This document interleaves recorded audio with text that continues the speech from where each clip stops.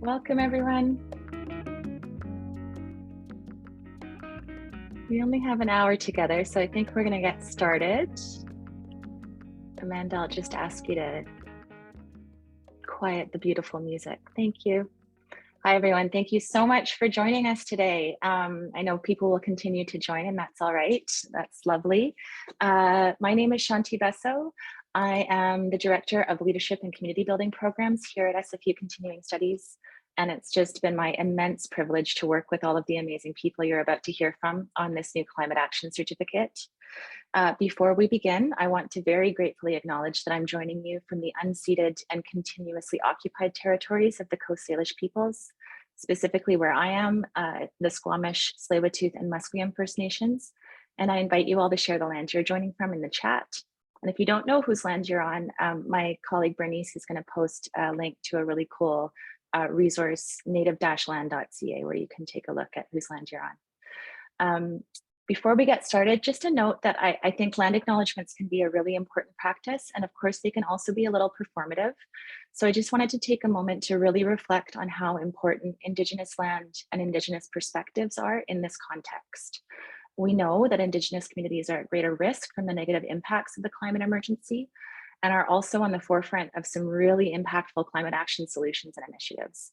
And it's been really important to us as we've developed this program that we're very intentional about weaving those perspectives throughout.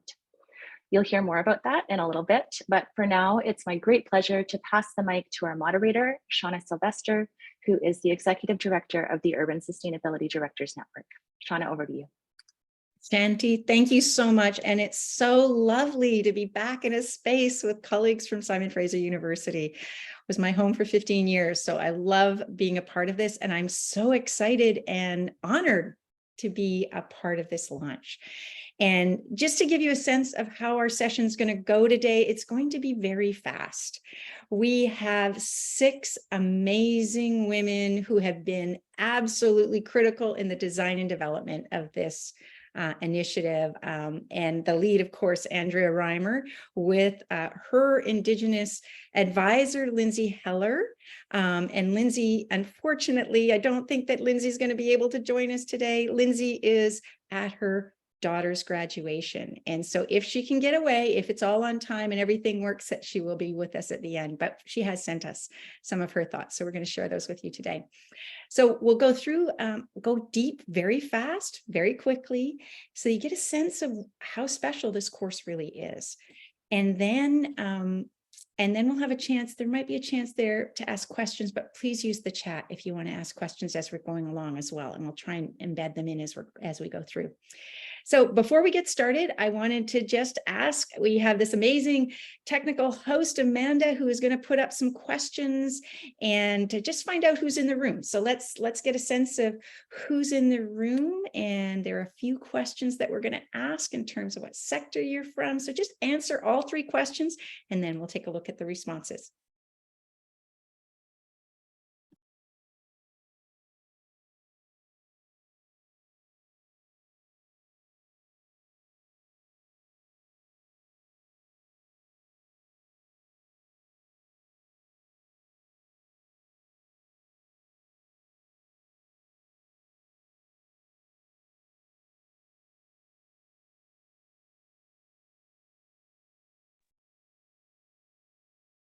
Are we getting there, Amanda? Are we getting close to the numbers coming in?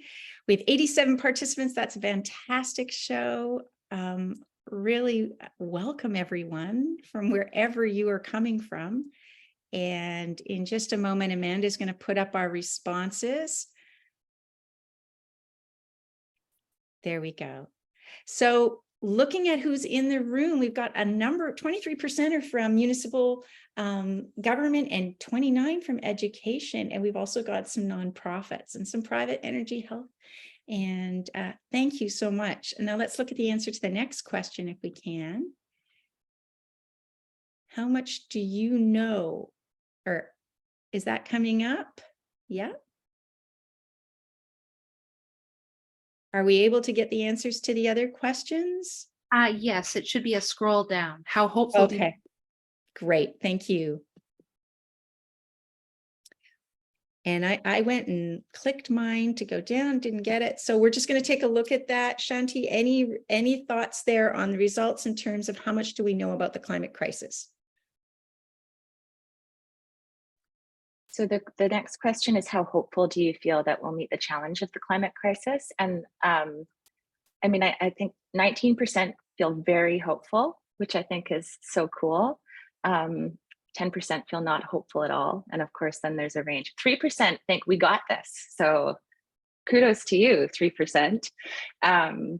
And then the next question is, how would you rate your ability to influence positive climate action? And again, as we might expect, right in the middle, 31% moderate influence, 7% know that they can make a significant impact, and 4% are feeling a little bit like maybe they don't have any influence at all. So a real mix. A real mix, but I haven't seen those positive numbers in quite a long time. So what a great group of people to be embarking on this launch with. So perfect. So let's get underway. Let's meet the incredible people behind this course. And of course, I want to start with the lead program designer, someone who probably, if you don't know Andrea Reimer, she is a force, an amazing woman who has done incredible things, both in our community, in teaching about power. There's never been a course where I haven't wanted Andrea in that classroom, just because she brings such astuteness to the broader political arena and the practice. So Andrea, you have, you're both an instructor on the Navigating Power for Collective Action, but you're the program designer. And really interested to know why this certificate program. What does it do that other programs don't? And given I know you have demands on your time, so many demands on your time, why is this something you would want to put your time into? Yeah, well, good morning, Shana. I guess good afternoon, technically, just into afternoon. And it's so great. Thank you so much for being our host today. Yesterday, it popped up on my social media feed that it was exactly a year ago yesterday that me and Shanti and Lindsay Heller and Naseem, who's here, and a few other people were sitting in a room at SFU being like, what if we could do everything differently about how we're supporting people to do climate action? And so great to be here a year later. So, I mean, there's not really a simple answer to that, but I'll give you the shortest answer I can. So I spent, as you know, 10 years outside government, trying to affect change on environmental issues, including climate. I spent 10 years inside government trying to affect change on environmental issues, including climate, and a number of other like social issues, Indigenous reconciliation and justice. And, you know, I had some success for sure. In Vancouver City Council, I was the lead on our Greenest City work, which was widely viewed, even internationally, as a very successful program. We're the first major city in the Americas to commit to renewable energy. As a nonprofit leader, I was the lead negotiator here in BC on the carbon tax and the climate spending. So, I mean, we had successes, but we also had a lot of failures. And I saw the same factors leading to those failures over and over again. And that was essentially this, that we're very focused on the technology and the technical solutions around climate change or the behavioral changes that need to be made without thinking about the structural scaffolding around all of that. So we don't really understand how power works. We don't really understand how to go past equity and inclusion to justice. We don't understand how to communicate effectively with people that we're not used to talking to about climate, and we need those people engaged.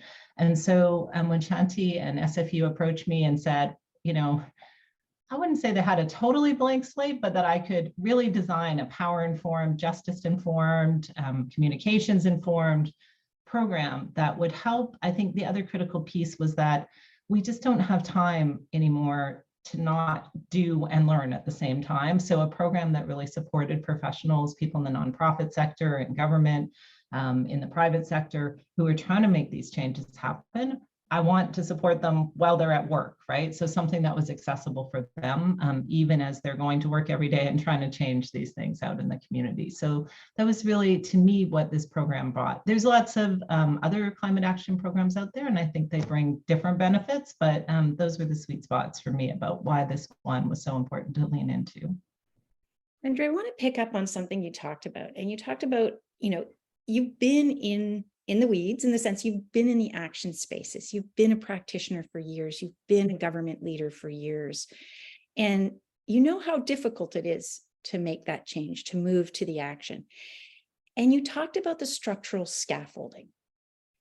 Tell us a little bit more about that. Can you give us a sense of what is in this certificate that's going to help me, as somebody that's worked in different contexts, get beyond that mountain that we're climbing to try and address and move to action and solutions? You talk a little bit more about that. Yeah, well, I think it depends what your particular barriers are, but I think some of the critical scaffolding that we tried to build into this program.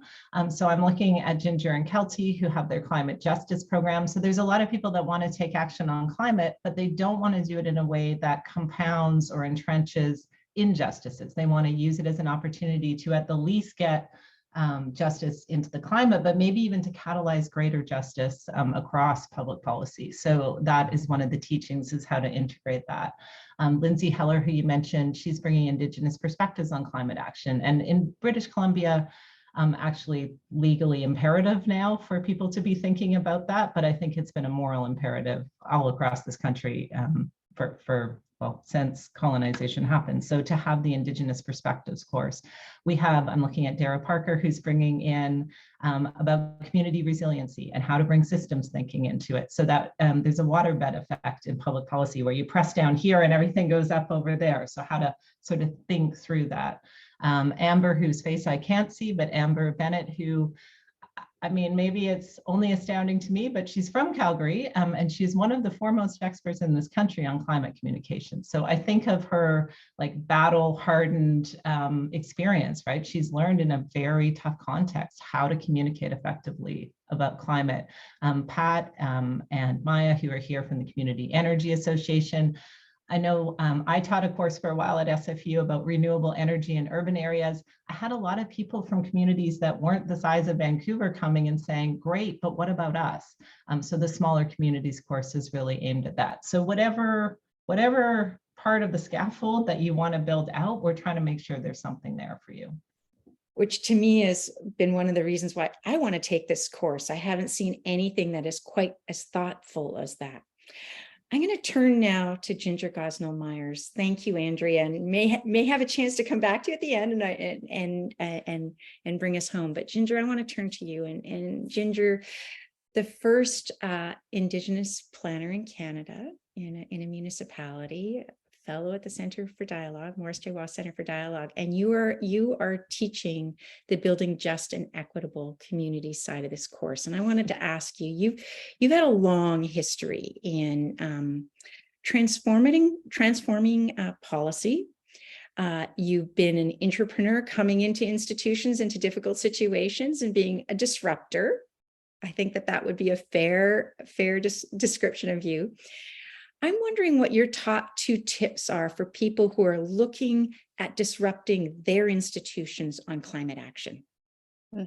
Yes, thank you, Shauna, and so nice to see you again as well. I mean, being labeled as an Indigenous person in most of these organizations, I think I was always a natural disruptor, whether that was my intention or not. And to let folks know that I have a research and public policy background. And so when I come into an organization, I have a lot of information that I have sourced, that I have found credible. I've looked at information that I found to not be of any help for decision-making purposes. And this is really how I come into an organization, is being prepared, because most organizations are filled with people who might have bias that they're unaware of. They might have been trained through their education to see things with a certain lens. And that lens is to the exclusion of others like myself as a First Nations woman here in British Columbia. And so when we're looking at being an effective disruptor for climate action and for climate justice, it comes down to being prepared. You have to do your homework. This is not something that you can rush into at all. Nobody would rush into war without being, incredibly insightful and strategic. They wouldn't, step into battle without knowing the landscape. I see this as being very similar, because you need to slowly start to introduce the issues that you want people to be aware of. They might not have any insight that there are communities that are facing the stresses that they are under. And you need to broach it by introducing it. We cannot take that for granted at all. And once you've introduced the issue to your organization, continue to raise it, right? Do not be ashamed at all to be that squeaky wheel in the organization, putting your hand up and saying, this is really important. We need to continue to consider it. All the meanwhile, you are doing that research on what are the options for consideration, for change. And if we're looking at climate action, it could be something as simple as your organization's travel policy, right? It could be looking at the materials within your meeting and how they're decided upon, and looking at the impact of that chain, right? And knowing that perhaps what you're bringing into your organization is negatively impacting communities elsewhere. And at least you're informed. And I would say the second tip for people who are looking at being effective disruptors, this goes to Shanti's point earlier on going beyond an Indigenous land acknowledgement. Yes, we need to be knowledgeable about whose territories we are on, but going beyond that and looking at the websites of local First Nations, looking at their strategic plans, their comprehensive community plan, their land or water usage plan, they'll definitely have one of them. And this indicates Indigenous aspirations for their land and for their water, aspirations that they are communicating to us who are visitors on their lands, right? And if we're looking at being effective in climate action, what are Indigenous aspirations? Those plans will help us be informed for us to build in to our organizational work plans so that we can protect biodiversity. We can start considering land and water from an Indigenous aspirational lens, right? This is important information. And again, it starts with doing your research, right? Let's be informed. This helps us be better prepared.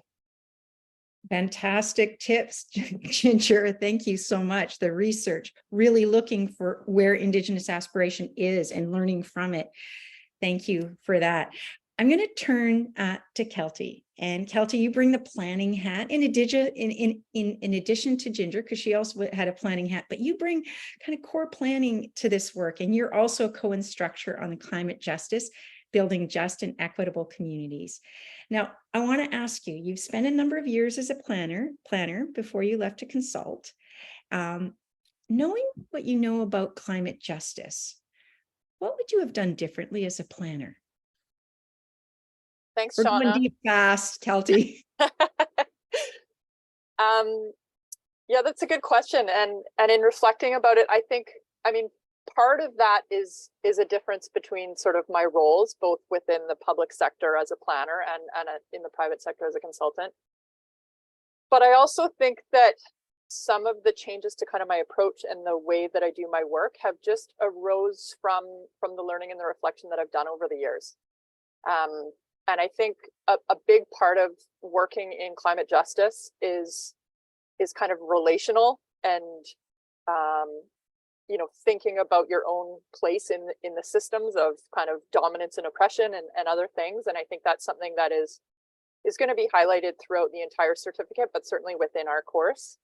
And so I think that although individuals and communities have been working in sort of social justice areas for decades, I think that for many folks like me, like white, educated, with a lot of kind of privilege tied up in our identities, it's been really easy to kind of disregard and remain oblivious to the needs of equity denied populations for too long. And so I think we're starting to see that change within the mainstream. Like, I think we're starting to see these really important conversations and sort of different ways of working starting to arise. I think, like, kind of reflecting back some of the questions and ideas that Ginger surfaced around being a disruptor, I think as a consultant, you can sometimes use your place outside the system to kind of draw attention to inequities and injustices that can be harder to do when you're working within that system or within that institution. Ginger and I had an opportunity to support the creation of the Climate Justice Charter for Vancouver. And that was basically working with a group of community members, many of whom were equity denied, racialized and Indigenous folks, to kind of write some instructions in a way for the city to use as they're doing their climate work. And I think that because we came in as external consultants to support the group to do that, we really pushed in terms of the language we used, in terms of some of the topics that we covered within that charter. And I think that had that process been sort of led by staff and gone through the normal approvals channels of sort of like senior management, you know, making edits and revising and council and all of that, I think that the resulting charter would have been watered down. So I think that there is a role for sort of external consultants to act as disruptors, to kind of surface things that it may be more challenging as staff, especially at sort of the lower levels of staff within that hierarchy, to point out. So I think thinking about where you can influence change, whether you're working outside a system, such as a consultant, and sort of using that permission to highlight challenges or problems within a policy or an initiative or an approach. But also, I think, you know, I think I was lucky when I did have a role within the system as a planner within the city. Both of my roles, I worked both within the sustainability office and within social policy. They were both very much rooted in collaboration across sectors and across disciplines. And so they provided quite a bit of space to explore and to kind of try to surface some voices that may not normally be heard within sort of the city. And I think particularly working as a social planner, it drove home the disproportionate impacts of policies and actions that are felt among different communities. And that was a really big lesson that I think I've been able to bring into my consulting work. And I wonder if I had worked as a planner in a different department, or maybe even in a different city where there wasn't as much sort of opportunity to work with other folks, my experience might have been a bit more constrained to kind of a much more discrete role and scope of what I was doing. Which can, I think, be pretty limiting. So yeah, just thinking about, you know, where are you in that system? Are you working internally? Are you working externally? And how can you use, you know, I think even if you're working inside a system, you have a deeper knowledge of the patterns that are at play within that organization that an external consultant will never know, right? And so you have ways of sort of navigating those patterns, maybe a little bit sort of more under the radar.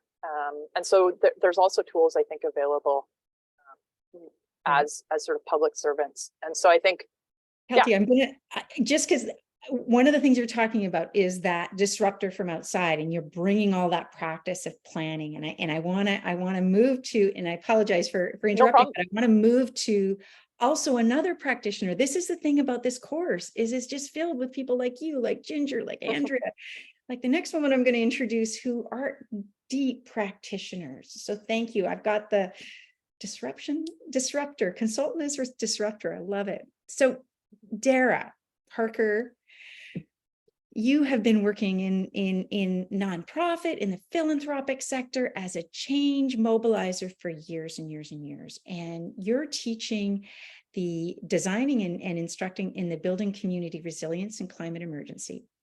So your background, I think, is more around the community resilience side of things, and you can correct me if I'm wrong, but I'm wondering how you're going to use your expertise there to learn about how to apply that to climate emergencies. What have been some of your big aha moments for how those two intersect, from the climate resilience and the climate emergency? Thanks, Shauna. When Andrea asked me to participate in this, I did double check to confirm that she knew I wasn't a climate expert per se. And as anybody on this call who has ever had a conversation with Andrea, you know, she can be very persuasive.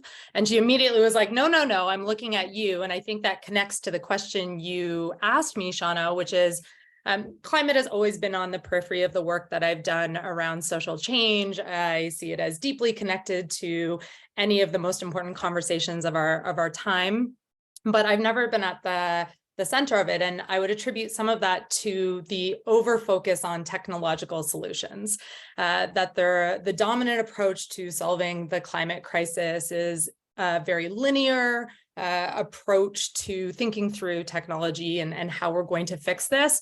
And my belief is that to complement that very important part of the solution, we really need to invest in community and community resilience to create the conditions so that we can adapt or adopt those new solutions. And I did not check in with the organizers, but I'm hoping I can screen share really quickly to talk about what I mean. This is a systems change model for many of you who are probably familiar with it.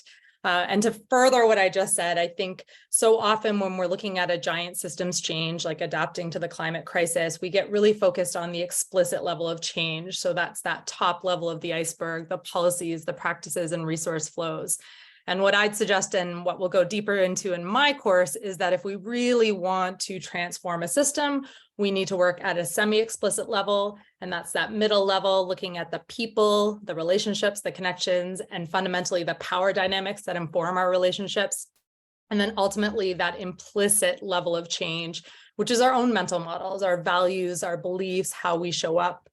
And all of this is fundamental to understanding communities, because of course, communities are made up of people, and that's the work that I'm really passionate about and that we'll be talking about. Wow. Karen, I agree with you. Love this chart. Also, I'm hearing the strands from each of you talking about relationships and centering that and how critical that is. At the same time, you're talking systems change. And so navigating that can be difficult, I know. And so I want to thank you for bringing your thoughts to play. I'm going to come back to that in a bit. I want to introduce someone else, who is Pat Bell. And we're going to go to the more local level, or ground a little bit more in smaller communities. And Pat, you're the designer co-instructor of the climate action in smaller communities. And I want to know why there is a focus, a course embedded in this that's on smaller communities. And if you could tell us maybe a little bit about what you see as the unique challenges, not to just stay there, but to also think about what are the opportunities. So over to you, and tell us why. Thanks, Shauna. So why smaller communities? I felt, and I didn't send you any bio or anything about who I am. So I am currently Director of Relationships and Reconciliation at the Community Energy Association, which is a nonprofit supporting local governments in BC, like for over 20 years now. I've been here 15 years, and sort of my specialty is local government policy. I am a registered professional community planner, but I've always had a focus on sustainability and environmental planning. So Yeah, when I started at CA, there were 3 of us, and now there's almost 50, and we've really experienced this massive change in the landscape in terms of climate action, going from, just working with communities to get a plan in place to so much action going on, and so much broad interest in this stage of, social justice and really broadening out the discussion. So smaller communities. So, it's as I've been writing the content, it's become a little bit of a catch-all. Like, what is a smaller community? We've worked with more than half of the communities in BC, over 120 community energy and emission plans. We do rural EV networks, but so it's like some people might say that a smaller community is anything smaller than Vancouver. Maybe Nanaimo is a smaller community. What's funny for me is because we work with so many really small communities, like we've worked with the village of Grand Isle, which has 300 people. I tend to think of Nanaimo as a larger community. So this is a very sort of nebulous definition. So there's even statistical definitions. So, and a lot of programs oriented towards small communities are those under 20,000. So I thought that maybe the definition of what is a smaller community might be how the community feels about themselves. Do they feel that they're a smaller community? What we generally see in terms of the challenges that the smaller communities feel they don't have the same resources as the larger communities, if you wanted to get down to the nub of it. And, and it's almost always, there's a fair number of grants available now to do this work. So the financial question isn't as big as it used to be. It's usually the staff question. Having someone dedicated to this, very rare in a smaller community, right? And so even applying for all those grants becomes a challenge when, you just don't have the staff to apply for it and then meet all the reporting and keep the thing going.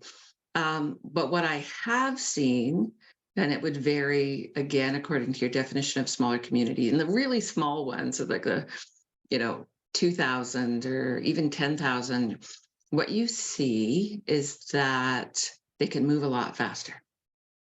So once everybody's on board, and it's a little bit easier to talk to everybody in that smaller community, but once everyone's on board, the pivot can be quite quick.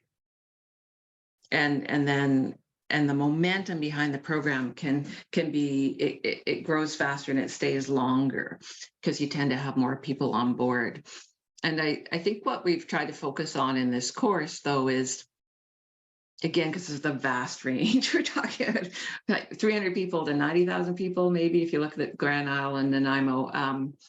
But what we're trying to focus on is get to know your community. So how can you, like, our course goes from looking at census data about your community to the different organizations that are, existing in your community, and really making sure you get out of your bubble.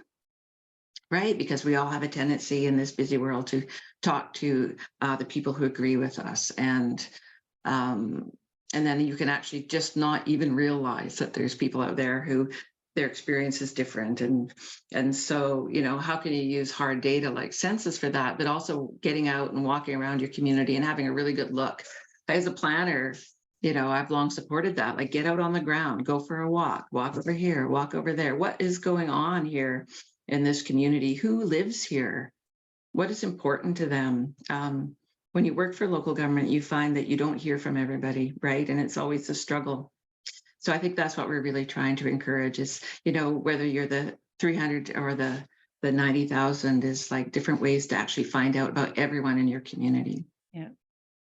Somebody that grew up in Nelson, Penticton, Nanaimo, you're speaking a language that's so critical. And I think the engagement piece seems again to be another part of this, the thread that is being drawn through this course.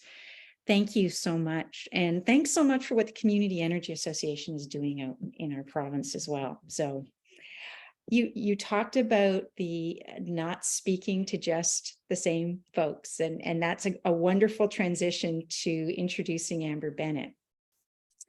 Amber is dealing and will be the designer, is the designer instructor on the climate communications from principles to practice. Now, Amber, you live in Alberta, which is wonderful to know we have an Albertan as part of this course. And you've built your knowledge and practice around climate communications in the environment and working across Canada. So I'm really curious to know, how has the Alberta experience shaped your work, what you've learned, and about communicating about climate when people don't necessarily share your understanding? Yeah, thank you. So maybe I'll also start with a brief kind of background. So I am now the Deputy Director of Reclimate, which is a new Center for Climate Change Communications and Engagement at Carleton University. And a lot of what we focus on really has to do with some of the themes that Andrea's brought up and others around this ginger, et cetera, on this focus on technology and on building things, et cetera. And so what we really focus on is the social side. And so the sense is that, you can have all the technology and all the policy and all the regulations that you want, but if people are not informed, if you don't have their informed consent, and if they don't understand and support what you're doing, it doesn't really matter, because change can't happen. So that's the focus of what we do. We do a lot of research. We do a lot of knowledge translation as well. So there's so much good research out there. So many good people thinking about this, but very few communicators and people who do this work have time to dig in and to really, seek out, some of this is really quite siloed. So I think this course and the work that we do, largely is really around trying to bring into focus some of the good work that's happening across the country, and what people are thinking. So back to your point around Alberta, the thing about Alberta is that we're not actually, surprisingly, shockingly, we're not that dissimilar from other parts of Canada as well. So it's kind of like you have this piece in the middle and it goes all the way down to Montana even. It's like a little L-shaped, and it also includes parts of British Columbia as well, where this kind of piece around where people sit on the political spectrum often plays out. It's influenced by, the oil and gas industry and the degree to which people are involved and make their living and et cetera. So Alberta looks not that dissimilar from, say, Saskatchewan, Manitoba, and even parts of BC. So I'm just putting that out there. And Alberta doesn't look that different from other parts of Canada around just general literacy, levels of concern, understanding that climate change is happening, et cetera. So even though people think that Alberta is very different, we're not that different than the rest of the country. What is different, though, is the stake that people have in the game around the energy transition.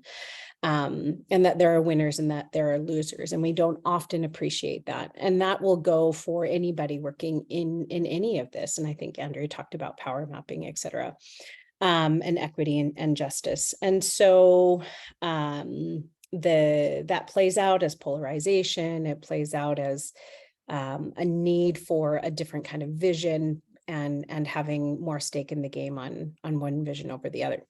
So when that comes down to communications and some of the stuff that we'll cover in the course that I've designed, we'll focus a lot around understanding audiences.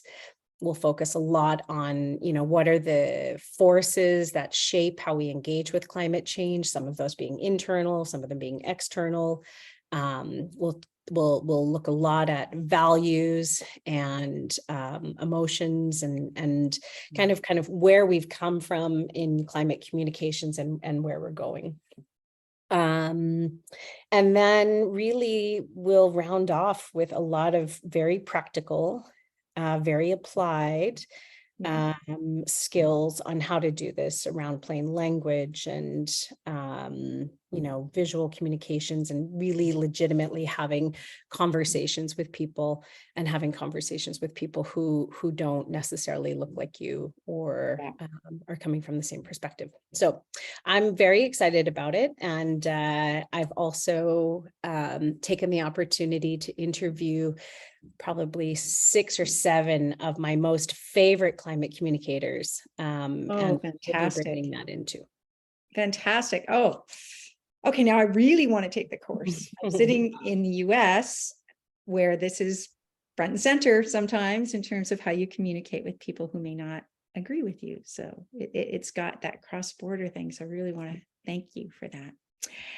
I don't know that Lindsay's child's graduation is finished yet. I doubt it somehow. So I'm going to ask Shanti Beso if she can join me, because Lindsay brought her thoughts to the table for us. And I want to just ask Shanti, if you wouldn't mind, perhaps relaying some of the messages Lindsay wanted us to hear in her absence today. So Lindsay, for those of you who don't know, is been one of the advisors to Andrea in the creation, really bringing an Indigenous perspective to the design elements of the whole course, but she's teaching specifically in designing the Indigenous perspectives on climate change. So the first question I had for Lindsay was, in acting as an Indigenous advisor, could you talk a little bit about what that was about? So that was my question to Lindsay. And then the second was, what's really the course on Indigenous perspectives on climate about? And why is that important to get that within the context of the certificate program? Thanks, Shauna. And very happy to do this on Lindsay's behalf. And if you've met Lindsay, you also know she has big shoes to fill. So, but I will answer that question. So Lindsay wanted to share, it is critical to weave Indigenous concepts, ideas, and examples into all courses, not just the ones specifically focused on Indigenous perspectives on climate action. That being said, it's a lot to ask of a non-Indigenous course developer and instructor to do this without the support of Indigenous people. As developers create their own unique courses, I am available to speak with them, to go through any questions they have, offer suggestions, and just generally brainstorm with them to identify areas where they can weave in Indigenous content in a non-appropriative way. I want to make sure I can support them in including authentic Indigenous resources and content in a way that doesn't position these non-Indigenous instructors to have to field questions from students that would be better suited for Indigenous instructors. I encourage them to take a strengths-based approach to Indigenous knowledge, to not only show some of the unique and difficult challenges that Indigenous people face in the climate crisis, but also to outline the incredible gifts and wisdom that Indigenous people and communities offer in response to the climate crisis. It's been really nice to work with each of these instructors, and I've learned just as much from them as I hope they have from me. These are my favorite kinds of conversations. If someone can walk away from one of these discussions with me thinking a little differently about their courses and Indigenous people, and with a willingness to shift things a bit, then that's a big success in my books. Thanks so much, Lindsay. Lindsay brings such warmth and even in her words there, and I'm sorry she couldn't join us, but she is where she needs to be right now. So thank you, Shanti. We're going to questions now. And I notice, Bernice, thank you for posting. Can you take one or multiple courses this fall and then apply for the certificate program in the winter if you decide to take the remaining courses? I'm debating between a different climate focused certificate programs and considering taking a few courses from different institutions with support from the Stronger BC grant before deciding on one certificate program. Who wants to take that one on? I'll take it real quick. Yep. So because it's not actually that simple. So I would encourage you to contact us. I'm going to get my colleague Bernice to put our email address again in the chat. Yes, you can start with the course and then apply later for the program, but the parameters of the Future Skills Grant might make that a little tricky. From my understanding, you may need to be enrolled in the certificate program in order to be eligible for the grant. So please get in contact with us. Please sign up for that email list that we posted earlier, because we're working really hard to get that open. It's such a cool opportunity, you guys, for this program and for a whole bunch of other programs. Every resident of BC is eligible for up to $3,500 to take professional training. And there's a whole list of programs that are eligible. So of course you should take this one, but there's lots of other stuff that you can look at too. So please sign up for that list. Fantastic. I'm going to ask Andrea if she'll help to answer Natasha's question. And Andrea, it's understanding there seems to be a focus on those working already in a professional capacity on these issues. And I'm involved part-time in sustainable agriculture and also have a background in LGBTQ+ journalism. For those looking to make a career transition, what are the possibilities realistically to become involved professionally in the climate action sphere during and after this certificate?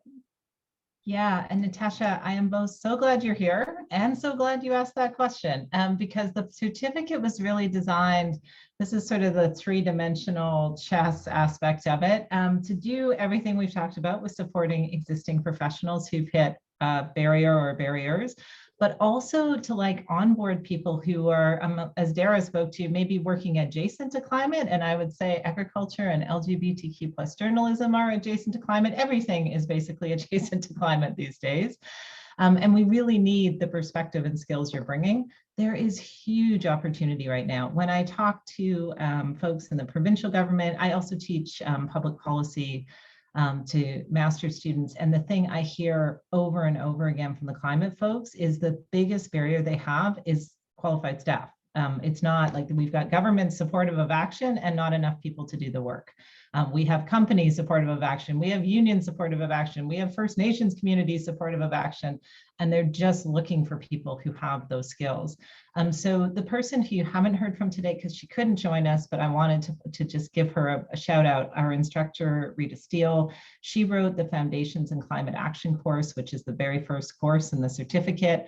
It was really designed for people like you in mind, who bring strong social justice, community awareness, networks, like a lot of understanding about a lot of the pieces you've heard us talk about, but want to know like, that you don't want to feel like you can't have a highly literate conversation about climate, about what causes climate change, what are the main solutions, what is the history of climate action, both locally and globally and nationally, and how can you plug into that? So yes, yes to everything, and would love to see you come in, take the Foundations course and see how that feels.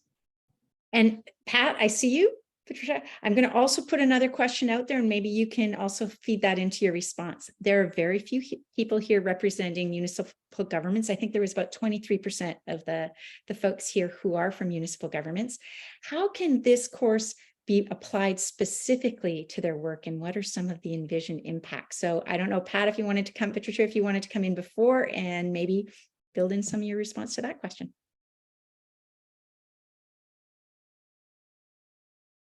Yeah, I just wanted to add, so like I noted that at Community Energy Association, there were 3 of us when I started 15 years ago, and now we're almost 50. I think we've hired 20 people in the last 3 years.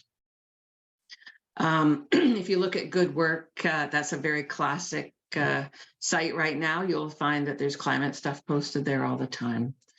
What we have found is that this is a cross-sectoral subject area. We get transportation people who now do climate. You can have finance people who now do climate. You can have counselors, elected officials who are very into climate, buildings experts, waste, circular economy experts. Like it's a place where everybody fits because the work needs to be done at all different levels.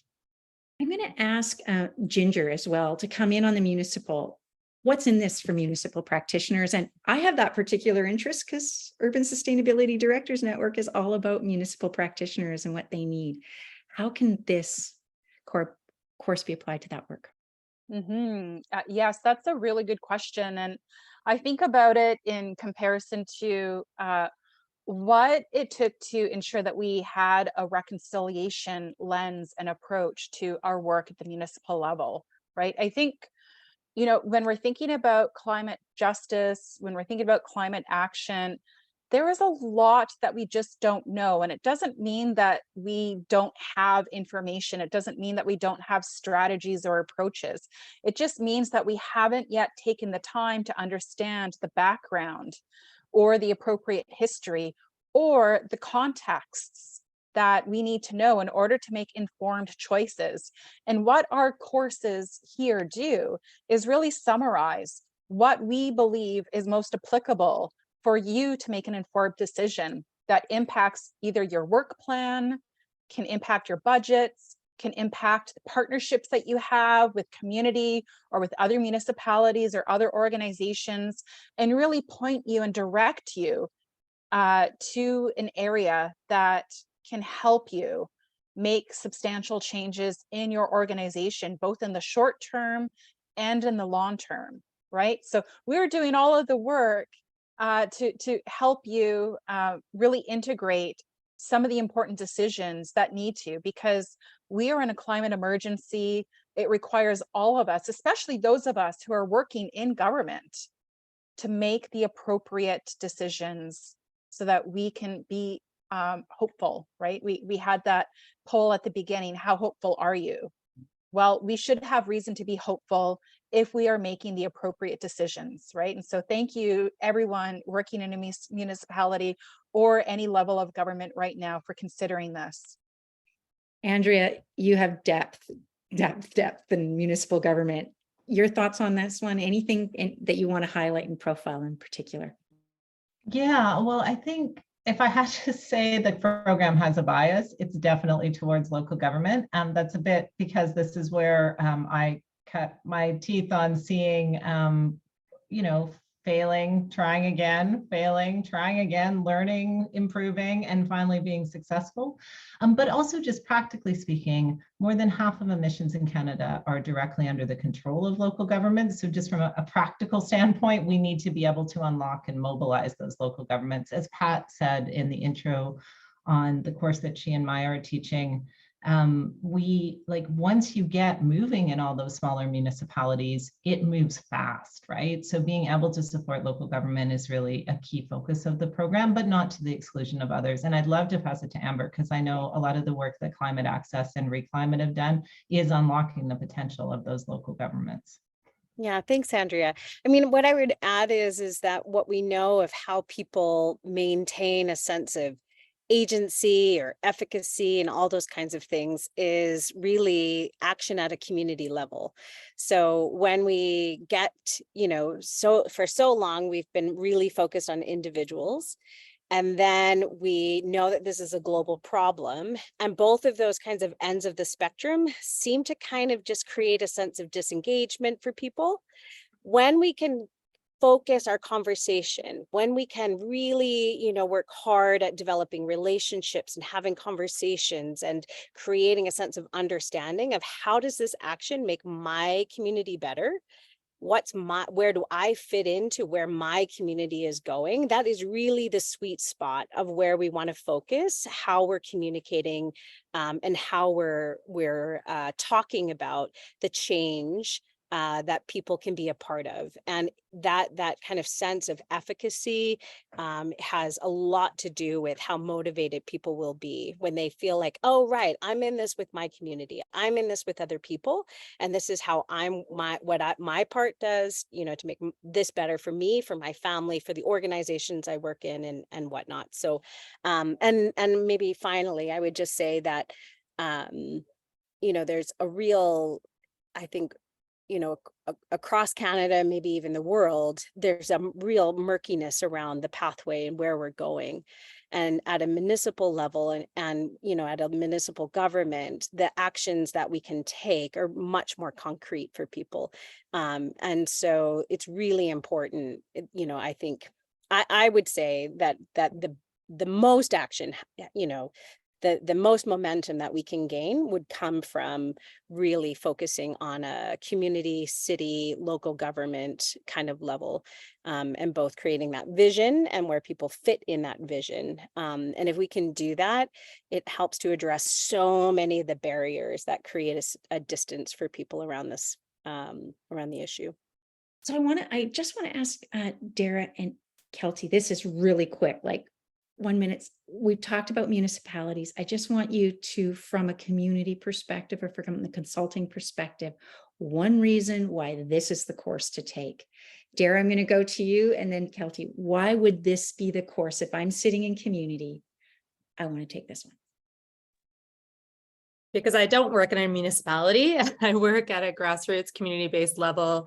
And I think this is an issue that affects every single one of us. And then that, to Amber's point, working at a community level is fundamental to moving us forward. So everyone has a place. And I have lots of fun graphics and I'm quite charming. So that's why. Love it. Kelty. Well, I would just add, like, if you're working in consulting or private sector, I mean, your role is often to try and have a breadth of understanding and knowledge, right? A little bit of communications, a little bit of process design, planning, policy making. And so I think the certificate program kind of weaves together a lot of those skills and sort of understanding and knowledge together to kind of help you offer, I guess, the best experience to your client to like really try and unlock some of these challenges to the complexities of climate. Thank you so much. And if you haven't had a chance to look at the chat, Vivian, that is what this kind of program inspires, the kind of collaborative scaling up of collaboration across post-secondary institutions, the weaving up. I just want to say that was a beautiful note on the chat. So if you haven't had a chance to take a look at it, please do. And thank you from our colleagues at Royal Roads University who have been doing great work. Just want to say thanks. I want to bring things to a close, and I want to come back to you, Andrea, and really, if you could ground us and center us in a sense, we take this course. What happens? What's different about the world? What's different about me because I took this course? I want to get a better sense of, you've put a lot of time and energy into thinking this through. This is not accidental that this incredible group of women are coming together on this. So take us through that final. Yeah, happy to. Well, so I'll just to focus on a few of the like 411 details here. So there's 9 courses. You've heard from a little more than half of them today. You can take any one of these courses, or you can take the whole certificate. You can take a course and decide later that you want to translate it to a certificate. There's also micro-credentials. As noted in the grant, and I think Shanti spoke to it, there is access to the Future Skills Grant. It's a $3,500 maximum grant that you can apply to these courses. And more information on that you can get by joining up for the listserv. I guess the pitch I would make, Shauna, to your point, so I actually redid the math as we were talking. It was really, it's been 30 years now. I've been, trying to run at windmills to make change happen. And to better or worse effect, mostly better, I think, in terms of transformative change. I have learned a lot, but I've learned it the very hard way, the extremely hard way. And I'm not going to say that these courses are easy, but they are an opportunity to do that deep learning in a really generative way and to create community. I mean, part of our hope here is really to create community that is focused on the diagram that Dara shared, and I put in the chat for folks. How do we build the relationships that we need to shift the power dynamics? How do we create that scaffolding that allows these technical changes to feel like joyful events for our communities rather than painful, divisive ones? I didn't mention my course, but I'll be teaching a course on power, how to navigate it, how to build it, how to mobilize it. So how do we bring all these pieces together? If you're working on climate, I very much know how valuable your time is. And so I'd encourage you to be in touch to see, is this the best use of your time to take one of these courses or to sign up for the full certificate? I'd really encourage you to join our mailing list to stay up to date on what's happening and the Future Skills Grant application. I would really love to have you as part of our community, not just because we feel like we have something to teach, but because we think we have something to learn from you. And so what will change about this? Hopefully generative learning that allows you to mobilize the kind of changes everyone that is sitting here on the screen right now that's highlighted has been able to do, but that together we're able to create much bigger, much faster, much more scaled learning. I wanted to thank Shanti, Naseem, and the whole team because you see us talking about our courses, we're like the tip of an iceberg, and behind us is a lot of support. So I did want to note that as well. And Shauna, to thank you for stepping in and doing, all the work you've done at the Center for Dialogue that allows for these amazing programs to be connected to community in the way that they have, and now at USDN to help support the same kind of mobilization that I'm talking about. So thank you for that. And thank everyone for being. You could have been anywhere else. You were here and it was awesome. So thank you so much. Have a wonderful day, everyone. And go well and sign up for this amazing course. It looks incredible. Thank you, everyone. Bye-bye.